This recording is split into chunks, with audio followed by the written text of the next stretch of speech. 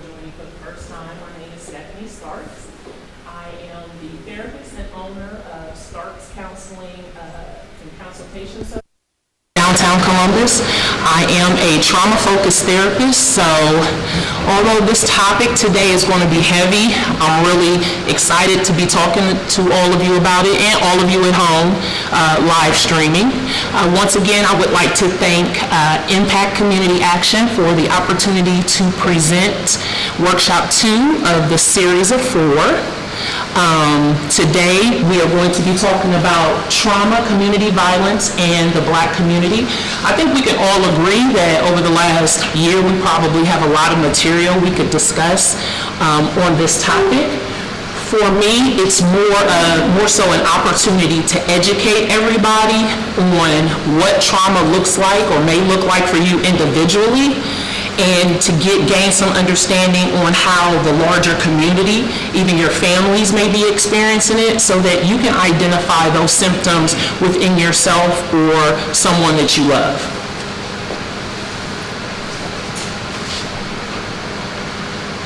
A little bit about me.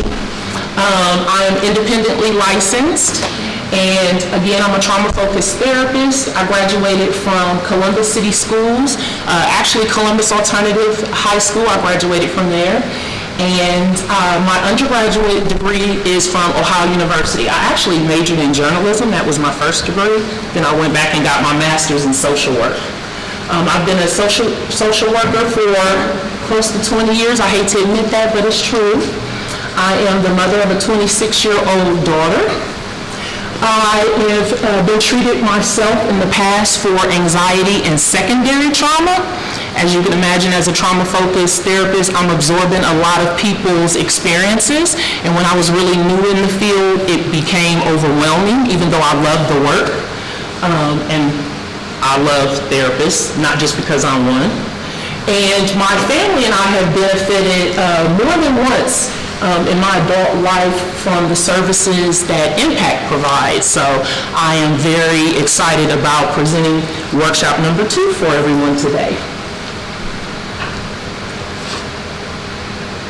Oops.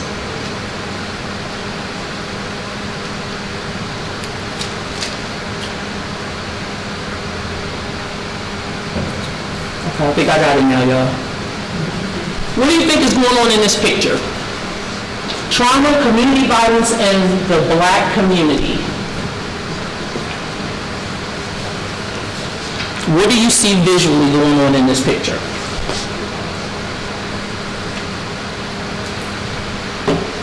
Anybody? I see a lot of trauma. A lot of trauma? Yeah, I see a lot. How do you define trauma? What do you see in those pictures that tells you a lot of trauma? So what I see in those pictures is the protesting of the trauma that's been experienced in the community. People are protesting against police violence, social injustice, the economic inequalities that mostly affect Black and Black communities and other communities as well. So you see in these pictures people protesting about trauma that our larger society has experienced, in particular the Black community. So my question to you is, do you think these protests could be considered a traumatic experience? Absolutely. Anybody else? What do you see in these pictures? Unfair treatment of people of color. Unfair treatment of people of color? Yes. What else do you see? Death, murder. Death and murder. Who said that? Yes. Death and murder. So we're going to talk about these images and how they impact us. And just to give you an idea, while I was putting this PowerPoint together, now remember, I'm a trauma-focused therapist, right? This is what I do. I became teary-eyed and emotional as I was cutting and pasting and putting these pictures together. I had to take a break. I had to come back the next day And then even again, as I'm typing up the information, all information I know, because trauma is what I do, I found myself emotionally getting stirred up. I could feel it in my body. So in addition to educating you all about trauma and how it impacts ourselves and the larger community, I'm going to give you opportunities to tap into your body and be able to identify emotionally what you're feeling and how that manifests itself in your body.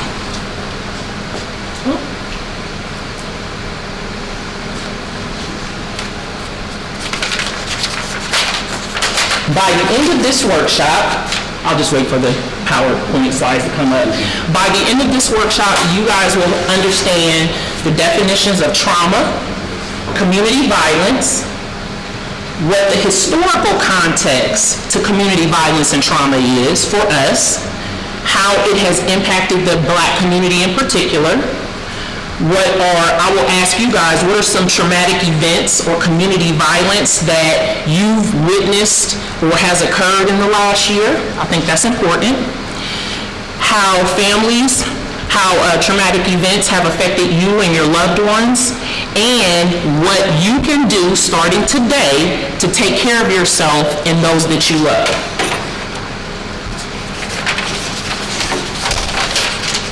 So good thing we don't have the PowerPoint present. Oh, they can see it. Okay, so I can keep clicking. So what's up now? Definitions? This workshop, Okay. just a little bit. So it'll probably come up. Okay. So why is this workshop important? Do they see that? Not yet. Okay, I'll keep going. So I'm gonna give you guys some definitions. Once you click. Oh. Right there. Now I gotta go back. Oh, sweet. Okay, so I'm gonna give you guys some definitions. I'm gonna give you the version I would give you if you were sitting in my office and we were just casually talking. Technical definitions are in the PowerPoint. So the way I describe trauma is it's a significant event in your life that causes such distress, whether it happened when you were 5 years old or it happened 5 minutes ago, it continuously impacts you. Now, community violence is exactly what it says. It's violence that has occurred in the community, not necessarily perpetrated upon you or somebody that you know. The people involved may not know each other. And just so you know, community violence, that is a large area. That definition of community violence, I actually consider violence perpetrated among unarmed Black men as community violence. Very broad definition. Collective traumatization. I basically call that the shared traumatic experience that we've had over the last year, for example, where everyone, no matter your race, gender, socioeconomic level, have been impacted some way by what we're seeing in the world today. Acute distress disorder. It is definitely a clinical diagnosis, but acute distress disorder is really experiencing a traumatic event and it affects you the first month or so after it happened. So if you experience a traumatic event and you're able to bounce back from it, even though it may have impacted you when it first happened, then you're not likely going to develop post-traumatic stress disorder. But if it goes beyond a month and you're experiencing a number of symptoms like you're having nightmares and daydreams, or you're afraid to go to a particular place, or if you hear a certain sound or smell, you have a reaction to it, then that acute distress may be turning into post-traumatic stress disorder. Just so we're clear, a lot of us have experienced trauma. Not all of us will have a clinical diagnosis of acute distress disorder, and not all of us will have a clinical diagnosis of post-traumatic stress disorder. Does that make sense?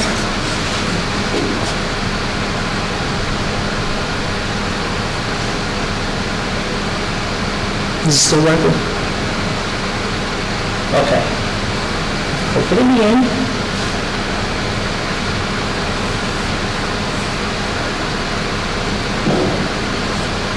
All right, here we go.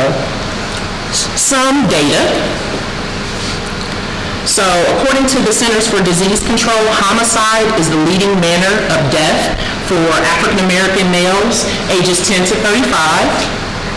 African American men make up only 6% of the population, but make up greater than 50% of firearm-related deaths.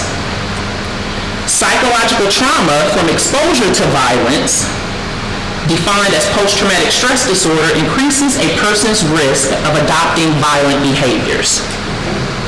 African Americans are more likely to have face-to-face contact with law enforcement and are 2.5 times more likely to experience threat or use of non-fatal force by police. According to a recent survey, 6.1% of civilian participants in public police interactions experience physical violence. An additional 2.8% experience sexual violence. 3.3% physical violence with a weapon. Of equal significance, 18.6% reported psychological violence. So, keep that in mind. ACEs. I wasn't sure if I was going to put a slide in this presentation about ACEs. It's actually an instrument. It started with a survey in the 90s, but it is now used as an instrument to diagnose trauma and possibly PTSD in people. It was a groundbreaking study,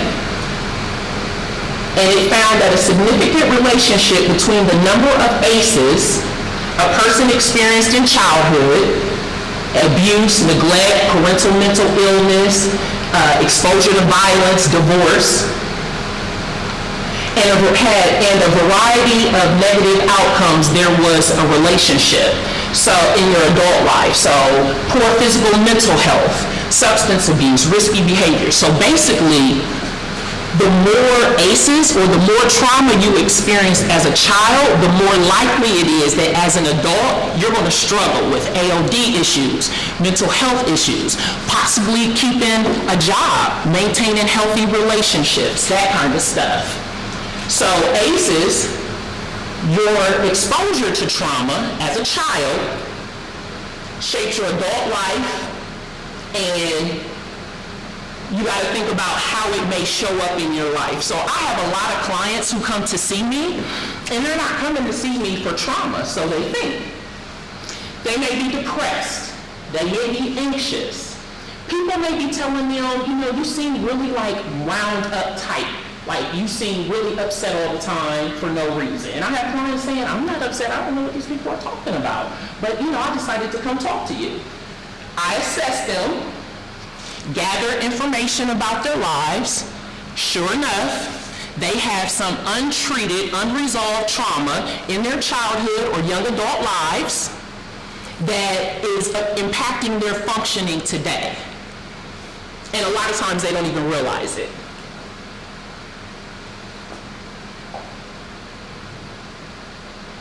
So I just want to take an opportunity to check in with you guys, because again, this is heavy information. I don't know if you can see this, but it's a feeling wheel. I start all of my sessions with my clients with a feeling wheel, whether they're 7 years old or 70. We always start with, how are you feeling today? And I'll pull up my little feeling wheel, and when they would meet me in the office, I'd slide over my laminated feeling wheel. I want all of you to check in with yourselves and think about emotionally how you're feeling already. I showed you disturbing pictures. I talked about trauma, PTSD, how it impacts us, clinically speaking, in the larger community. Can anybody pick some feeling words to let me know how they're feeling right now? Anybody? Yes, ma'am. I'm embarrassed to admit it, just that I should have these pictures returned, but I'm happy. That's not, no. You should not at all feel bad about that. Pull up something, and I'm over here like, No, you should not feel bad about that at all. That's wonderful that you're happy. And guess what? There could be any number of reasons why you're happy right now while you're in this presentation. I mean, it's Friday. You know, you could be thinking about what you got happening later on in the day. So that is fine. Anybody else? Yes, sir. I'm feeling a little bit of sad, probably, some hurt and some guilt, Sad, hurt, and guilt. especially when you talk about your childhood trauma, just about experiencing my childhood life and how it showed up in my adult life. It started off as a child's hurt, and then as it manifested in my adult life, guilt and some of the things that I've done. And we're going to talk about that, how we're going to talk about that a little later when I discuss post-traumatic slave syndrome, how trauma that's experienced culturally can pass on from generation to generation unknowingly. Absolutely. I was going to ask you, I'm glad you clarified, because I was going to ask you why you were feeling guilty. Yes, but it's never too late to heal. Anybody else? Yes, sir. How are you feeling? Can you see my little feeling wheel up here? No, ma'am, but I'm pretty glad I can concept. I'm sorry, can you speak up? I said, yeah, I can't see the wheel, but I get the concept of what you're talking about. Yeah, so how are you feeling? Right now, Uh-huh. a little exhausted. But my question was another tip, I would say, like, I get the presentation and things I mentioned, but do you feel like talking about those things, especially when you mention like the black community and whatnot, you don't think it's,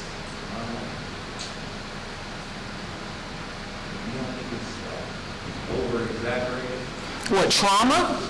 No, what I'm saying that is like, you don't believe that it's kind of like we're talking so much about the negative that we're not focusing on the positive.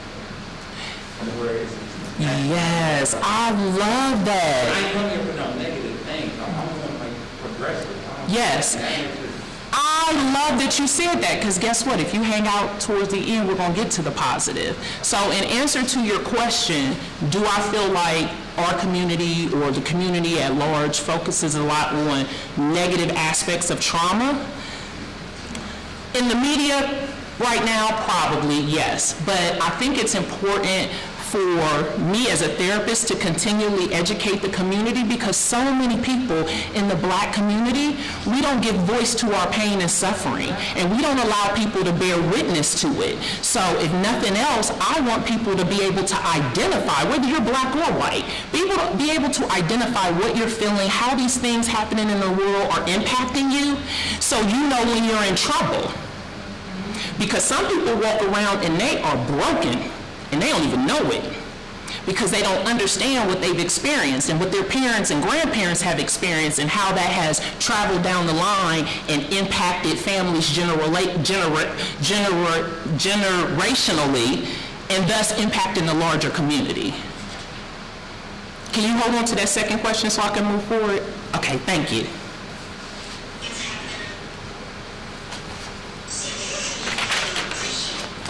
Historical context of trauma in the black community.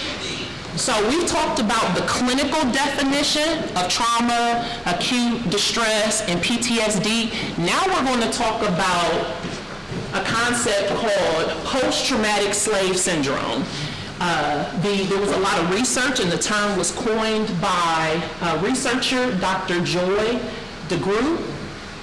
PTSS is a theory that explains the etiology of many of the adaptive survival behaviors in African American communities throughout the U.S. and diaspora. It is a condition that exists. I don't know what's going on with the slides. It's a condition that exists as a consequence of multi-generational oppression of Africans and their descendants resulting from centuries of slavery. So basically, this doctor created a theory about what trauma looks like for black people, and she gave it a historical context, which I absolutely love.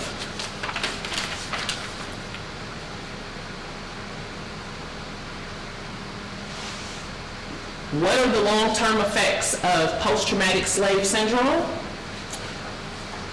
Dr. DeGruy states that the result is something called MAT, multi-generational trauma, together with continued oppression, absence of opportunity to heal, or access to the benefits available in the society, leading to post-traumatic slave disorder.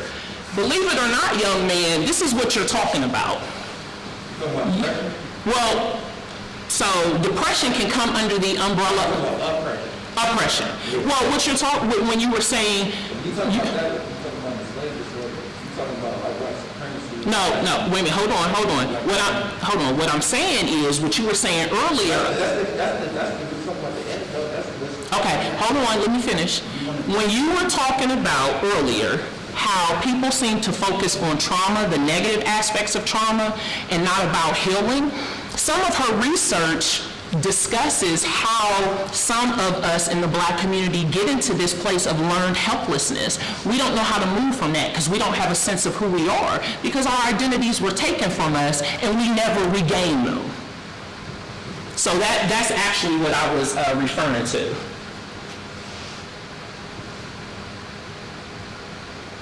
Now, how will you know if you have PTSD, the clinical diagnosis of post-traumatic stress disorder? If you find yourself with everything that's happened over the last year, reliving aspects of what happened, alertness or feeling on edge, we call that hypervigilance, avoiding feelings, difficulty or memories, difficult beliefs or feelings, difficulty with some everyday aspects of your life. Whether it's depression, anxiety, PTSD, daily functioning is a pretty good indicator of something more is going on with you than just being a little sad or a little stressed. Depression and or anxiety. So again, when you talk about, whether you're talking about post-traumatic slave syndrome or PTSD, that's this large umbrella, but under that comes so many different symptoms and things that you may be going through, which is why, again, it's important for me as a therapist to educate the community so you know what that word means. What does trauma look like if it's happening to me? How will I experience that in my feelings, in my thoughts? How will my behavior come across as somebody who's experienced distress or trauma?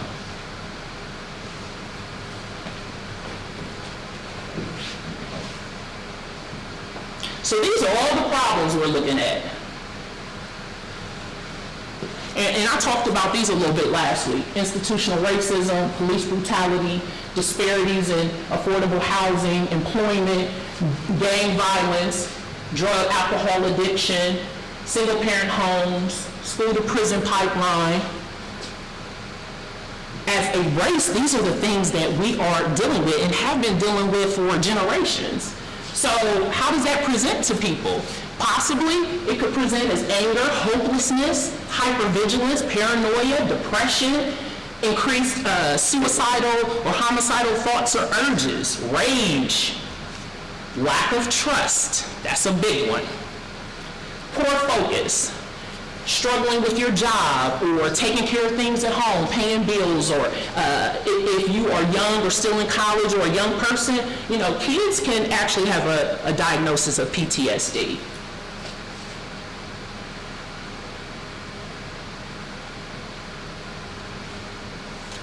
I want to check in with you guys again.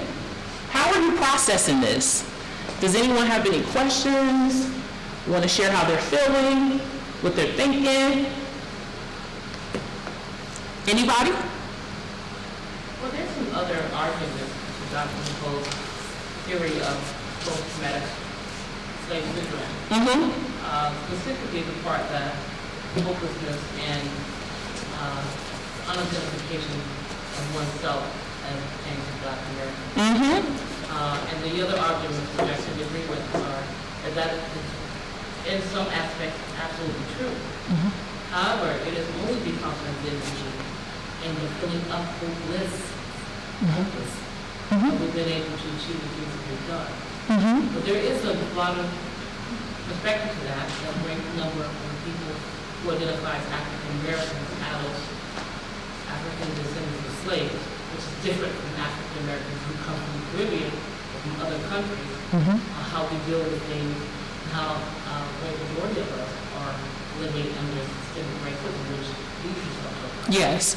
So, I mean, I'm not, sometimes I just have problems with that blanket statement. Because African Americans have made great strides in the midst of oppression. Yes. and racism. yes. So whether it's African American community or any community, any gender, you can go through something, and how quickly you bounce back, there are many factors that determine that. So you're speaking about the cultural piece. Black people being resilient, taking pain and turning it into promise and purpose. There's all these other aspects that also can determine whether or not you can go through a traumatic experience and bounce back from it and never get to a place of acute distress or PTSD. So yes, thank you. Yes, ma'am. So I didn't really have any questions. I didn't ask it because I felt like this is super personal and makes it focus on me. But since she made the statement, then it does leave me. My original question was back to the feelings that I wrote when you were talking. At times I feel confused as to why my lifetime traumas don't make me feel and behave the way people like yourself would say someone should feel and behave based on the things that happen to them. And I put on the side that they, child molestation, being raised as an adult, health issues, divorce, my son's attempted suicide, blah, blah, blah. And then she was speaking of resilience, being resilient. So my question is, what is that difference? How come some can go through all this stuff I just named I went through and still Resiliency. stay? And then what happened? Is it genetic or is it what? There's a lot of factors. Who does what? Yeah, that's an excellent question. So I actually did a workshop last week and I talked about resiliency factors. There are a lot of factors that can determine whether or not somebody can bounce back from depression, anxiety, PTSD. One of them is, what are your personal relationships like? How are you connected to your family, friends, larger community? Whether or not you feel hopeful or hopeless. Genetics does come into play. Some people genetically are predisposed to depression, anxiety, bipolar disorder, that kind of stuff. And even when you look at post-traumatic slave syndrome, some people understand their history and it has empowered them and it propels them forward, right? And some people don't have a sense of where they come from, or they do, but they tend to focus on what has happened to them as opposed to how they or their ancestors have been resilient despite adversity. And it's very personal. Everybody's going to look a little different. Yes, sir. Yeah, piggybacking on what you just said, when you talk about the black community, now I heard what you said, I believe that our community is so diverse and so complex where you're talking about we have different people who come from different regions. Who are native to here. Yes. When I say that, I'm from, you talk about what history was there. Post-American slaves, similar, whatever. Talking about the African Americans who had ancestry of, their people who came from slaves. We have our brothers and sisters who come from Britain, but not who don't have that connection. So in nature, there's a divide there. So where they can come and still have their culture and stuff intact, where we have our connection to trauma and those different Yes. things. We don't have a connection to a native culture. Right. We just have a culture based on trauma and those things. Kind of connection. So I think we should focus on the Americans here, the black Americans who come from that particular background, and getting them back to their culture so that they can get into the community around them. Okay. Work on ourselves. Well, I appreciate you sharing that. Thank you. Any other questions, comments?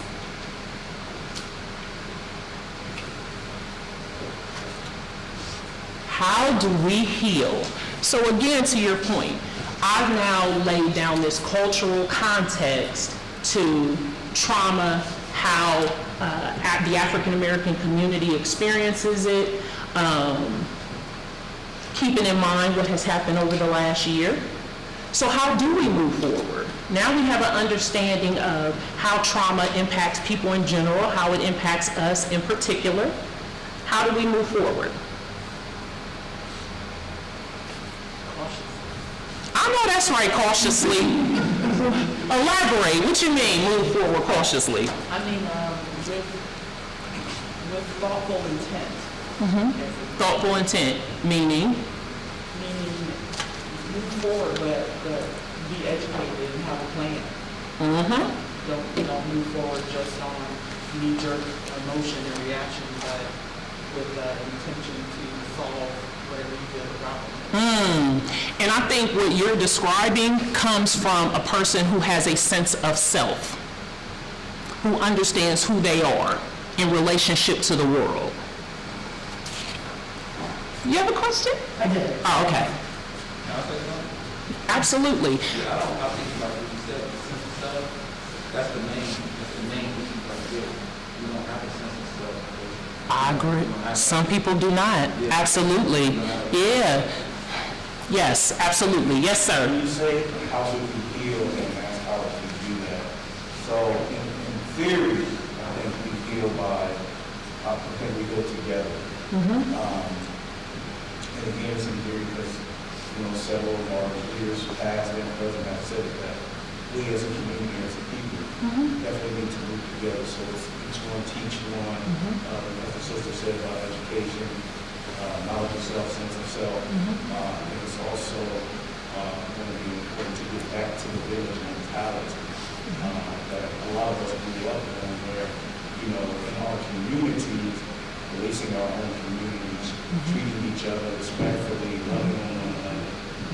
These are the things that, of course it starts with self, it starts in the home with the core nucleus family, but, that, then taking that love, compassion, sense of self outside of the community. Absolutely. I tell my clients all the time, it's like dropping a petal in a pond. It starts with us, right? What's the shadow that we cast?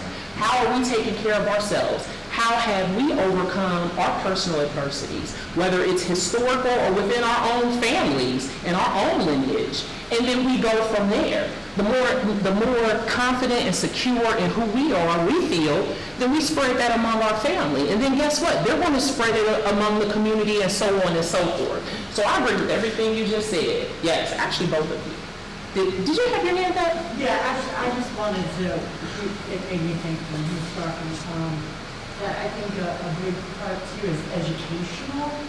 So, but like educational to other like ethnicities and races, because I think a lot of the time, being a white woman, if we're not like at heart or in that community, then we may not know what's going on. So, like I know just recently in the past couple of years with all of the events that have happened, it's shocking and disturbing, I think, for a community that's maybe even rural outside urban communities to see that. But they didn't realize that it was happening until it started coming on TV and in their face. And they're more than happy to stand up and speak out for everybody. I think you're absolutely right, but as an African-American woman and a therapist I'm speaking to not just you, but to the Black community, we got to start with ourselves. We got to know who we are. We got to know the power that we're standing in. And then we got to make sure our family understands that as well. And then once we're clear about who we are, then we can branch out and educate ourselves. I think culturally, we've been forced to, just to survive, we got to know about different cultures. So I don't think it's going to be like a huge education for the Black community, but I think you're right, as a larger society, absolutely. It's so important, yes. Yes, ma'am, Ms. Kay? I was just gonna say the ownership is on both sides, because, to your point, there is no self-evaluation and self-reflection. And then there's, seeking knowledge. Yes. Same way that some communities would say they're not, aware, just because it wasn't necessarily maybe how they were growing up. A lot of African Americans didn't have a choice in what was American history. Amen. Black history, but not American history. And so, as one community is trying to heal and trying to, just understand where their trauma is. Yes. I also think there's another responsibility to go and seek it. Yes. Don't wait for the education, but go and seek it. Absolutely. Because that's the way, I think we can all begin to come together. Absolutely. Yeah, seeking it. But honestly, I assumed she was talking about seeking knowledge. Were you talking about, yes, absolutely, but you're right. Yes, ma'am. Yes. Comment, question.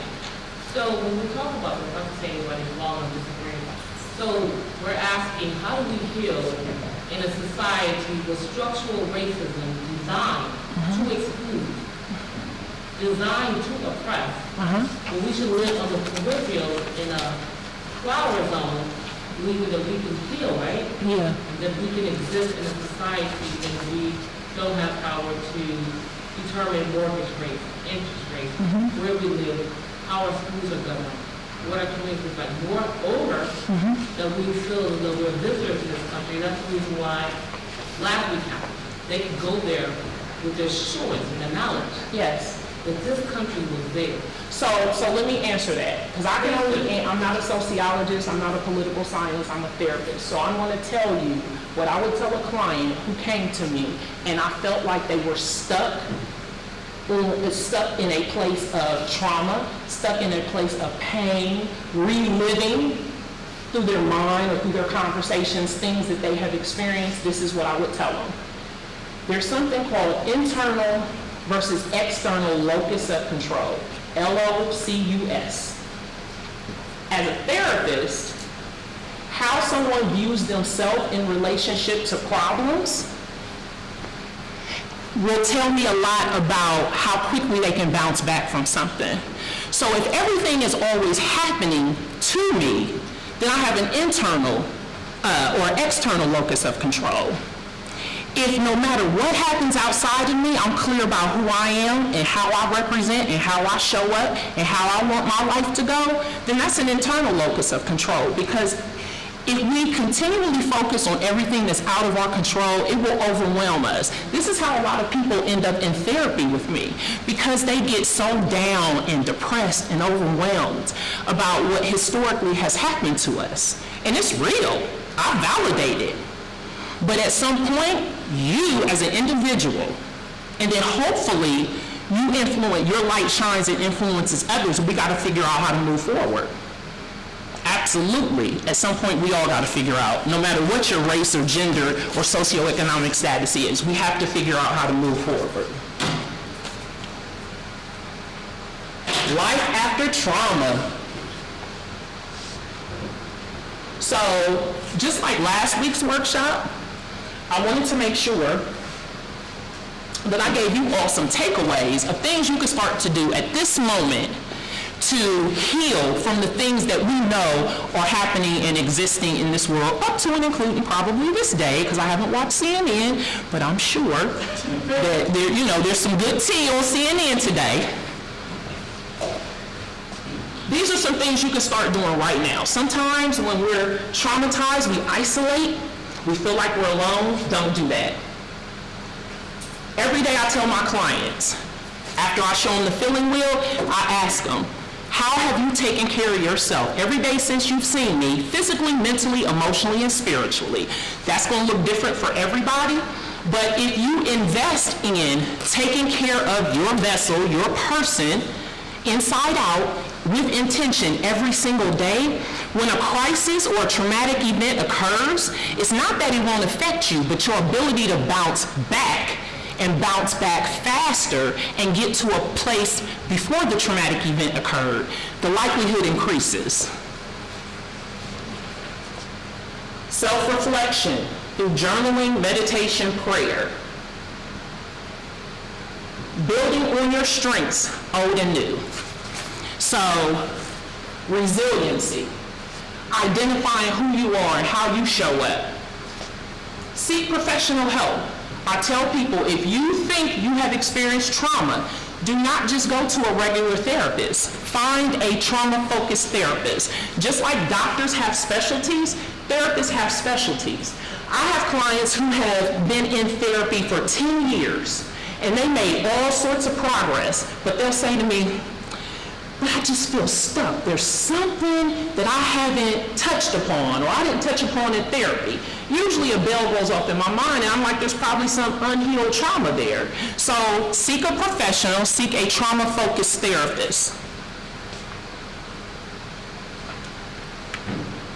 Lean on family and social supports. If you don't have them, build them. Build your village. Recognize and honor your feelings. That's why I start all of my sessions with a feeling wheel. You have to be able to identify what's going on in you, inside of you. What are you feeling? Give voice to your pain and allow someone else to bear witness to it. So in therapy, when I'm doing trauma-focused therapy, my client and I will work towards doing a trauma narrative. And that comes like towards the end of the trauma-focused therapy process. And it really allows the client to reflect on where they came from, where they are, and to give voice to their pain and suffering. Because often people who are traumatized don't even have the emotional language or trauma-informed language to give voice to it. And guess what? I end up being that person, that vessel that bears witness to that pain. Sometimes they want to take it outside a session and share it with a family member or a loved one. But whether you're in a therapeutic setting or you're with your pastor or family friends, when you get to a place of healing, you want to be able to give voice to your pain and allow somebody, trust somebody to bear witness to it. Learn to be mindful, learn to be present, learn to just be. So I'm going to tell y'all my little relationship with mindfulness. Y'all probably heard that word. For some of you, it may be like the Buddhist monks, and you think about mindfulness like you're meditating in silence, and this little bell is hit or this bowl, and you just quietly meditate for like hours on end. Some people think about it as just deep breathing, progressive muscle relaxation. Because I work with a lot of children that have trauma and some kids can't sit still, I actually come up with active mindfulness techniques like doing a puzzle, blowing bubbles, laying on the grass and looking at the clouds rolling past. But whatever type of mindfulness you engage in, begin to do that because it helps you be mindful, present, and just be. Sometimes stuff is happening around us, and if we're not focused and centered and have that internal locus of control I'm talking about, these current events and everything that's happening present day will just sweep us down, just row us down or mow us down. We have to be able to stay centered. For me, even though I was a skeptic at first, mindfulness helps me stay centered. It helps me be present and work on building or rebuilding your sense of self. Understanding who you are in relationship to the things that have happened to you. I'm suspecting that you have a really good sense of self, ma'am, because you named off some things that you've been through or people close to you who have been through, and any one of those things could have landed somebody in a mental health facility or taken them off the planet. So I can tell you already have a good sense of self. If you don't have it, work on it. If you have it and feel like you can make adjustments, continue to pour into yourself. How to find a trauma-focused therapist. Trauma-focused therapist. Contact your insurance company, check Psychology Today, ask for a referral from your primary care physician, or talk to friends and family for a recommendation.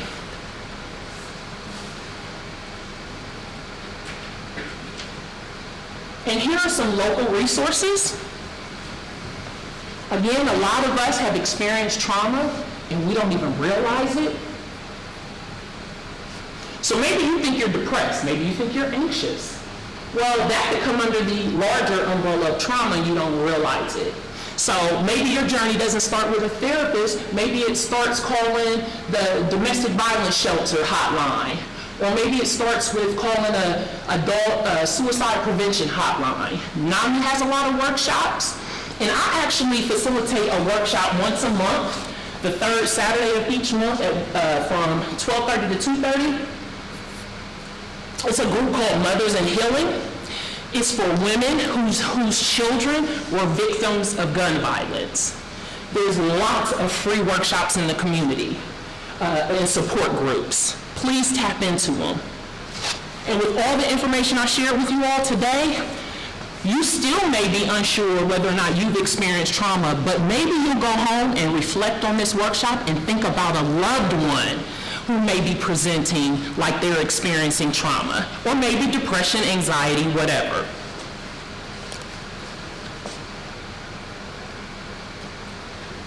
I want to check in with you all one more time.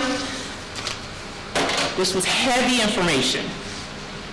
It was a lot. It was dense. Anyone want to tell me how they're feeling right now? I'm feeling hopeful, because anytime I have the opportunity to present a workshop in the community for our community, I feel hopeful. I know that there's at least one thing everybody in this room heard in this workshop and they'll take away with them. For people who are not African American, there are things that I shared that are universal. So hopefully you have found something that resonated with you that you can take home with you or share with someone else.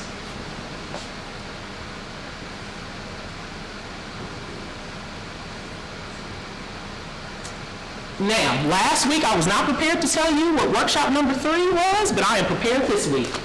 I will actually be presenting a workshop next Friday, workshop number 3, Virtual School and COVID-19, How to Help Your Child Heal and Build Resiliency. So if you or anyone in your families here or at home are struggling with COVID-19 and their children being in virtual school, please sign up or send them the link so that they can sign up for this workshop. And then the last one we're going to do in 2 weeks, Mental Health in the Winter Blogs. Thank you all for coming. Thank you all at home for joining us, and we'll see you next week. Thank you.